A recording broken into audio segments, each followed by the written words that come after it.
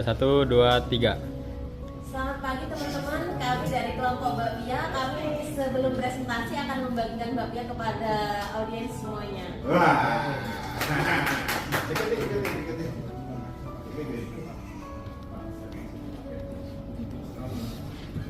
Ayo Bu, ambil.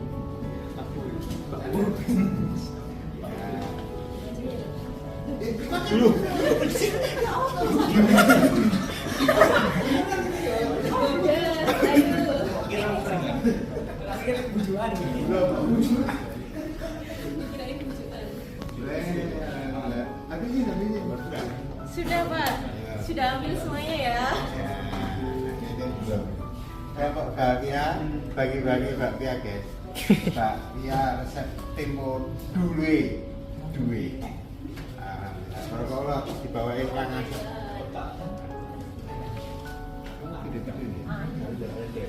Presentasikan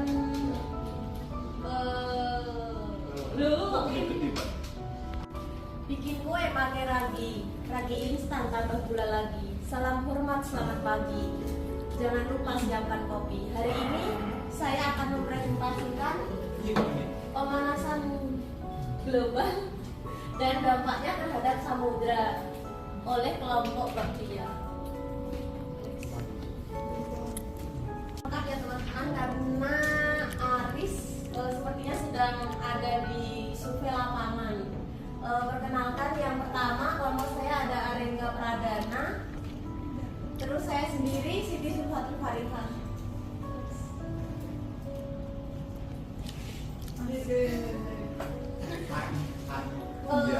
Ya. Untuk teman-teman ada yang sudah tahu gimana cara buat ini promnya? Belum tahu. Nah, saya akan kasih tahu ya. Ini dari ChatGPT kita masing-masing soalnya. Tentang saya dan pekerjaan saya, apa yang tahu supaya kan ini ChatGPT kita masing-masing kita biasa mencari kayak mata kuliah kita habis itu kayak pekerjaan kayak mungkin Salman sama saya beda, Salman sama luar sama bunga juga beda. Bisa nanti jadinya seperti ini. Nah, kalau saya biasanya musik sama beberapa tugas saya ChatGPT juga, makanya ada drone di sini, ada kamera juga. Nah, kalau yang Aris itu sering naik gunung ya, makanya gambarnya alam. Nah, kalau Ika ini seperti yang kita tahu, Ika kan content creator. Nah, ini dibuatkan oleh ChatGPT seperti ini. Jadi kita punya kepribadian masing-masing dalam gambar kita sendiri, dalam foto-foto kita sendiri. Ini yang dimulai sejak era industri. Sebelum saya lanjut, ada yang tahu era industri dimulai sejak kapan? Era industri dimulai sejak kapan?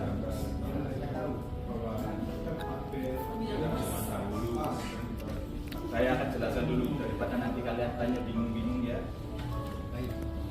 Untuk era industri pertama yaitu sekitar tahun 1760 sampai 1840, yaitu penggunaan mesin uap, peralihan dari produksi manual ke pabrik, dan revolusi industri 2.0 yaitu akhir abad ke-19 sampai awal abad ke-20, yaitu tentang pemanfaatan listrik, produksi massal dengan limit peradabannya.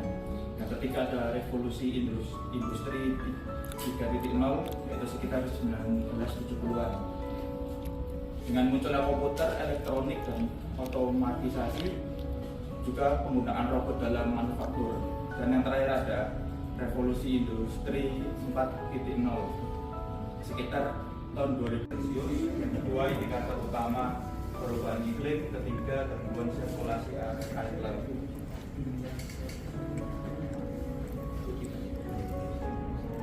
Suhu laut dapat menambahkan tinggi permukaan laut beberapa sentimeter. Sebelumnya, volume air laut dalam kondisi normal dengan suhu stabil, molekul air bergerak lambat dan rapat menjaga permukaan laut pada ketinggian.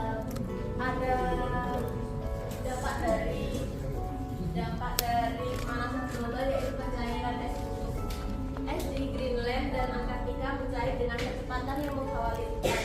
Lapisan es dan meningkatkan permukaan laut secara global.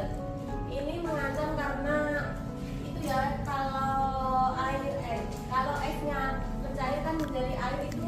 Ini kan ada gambarnya yang bagus. Ini gambar kalau bagus gitu lebih informatif. Bino posisi separuh dari slide. Kemudian tulisannya juga, gambarnya kan bisa memberikan penjelasan dibandingkan kata-kata itu. Masih ada. Apa aja boleh. Yang selanjutnya masih sama, yaitu tentang kenaikan status saja besar lainnya menghadapi risiko serius. Ratusan juta penduduk terancam kehilangan tempat tinggal dan mata pencaharian akibat kenaikan permukaan air laut. Sebenarnya masih hampir sama pada saya sebelumnya karena masuk satu materi.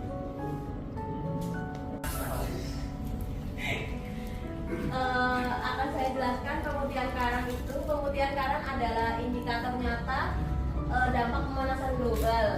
Tanpa terumbu karang yang sehat, rantai makanan laut terganggu dan mata pencaharian jutaan nelayan terancam. Berarti pemutihan karang itu menulis terumbu karang warna-warni, kemudian mendapatkan pencemaran dari CO2 yang bercampur dengan asam karbona. Kemudian dari pencemaran laut dan kenaikan suhu. Dampak fisik dan kimianya ada pemanasan global yang menyebabkan kenaikan suhu laut, ekspansi termal, pencairan es kutub, dan pengasaman laut yang mengubah kondisi samudra secara drastis. Tadi pengasaman laut bisa merusak ekosistem dari pencampuran CO2 dan asam karbonat ya teman-teman. Selanjutnya ada dampak ekosistem dan manusia. Terumbu karang rusak, rantai makanan terganggu, spesies bermigrasi, dan masyarakat pesisir kehilangan mata pencaharian serta menghadapi ancaman banjir. Seperti yang tadi saya sebutkan, terumbu karang rusak akibat adanya pemutihan karang, otomatis tempat tinggal dari spesies ikan-ikan yang ada di laut berpindah. Otomatis yang mata pencaharian nelayan yang semestinya mencari ikan di sana jadi hilang karena bermigrasi. Selanjutnya ada ancaman banjir. Ini akibat dari pemanasan global.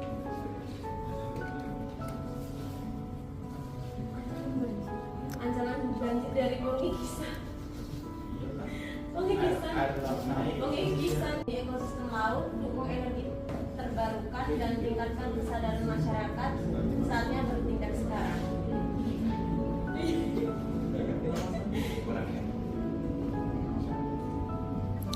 Di Kalimantan itu kena pol airut, nggak boleh.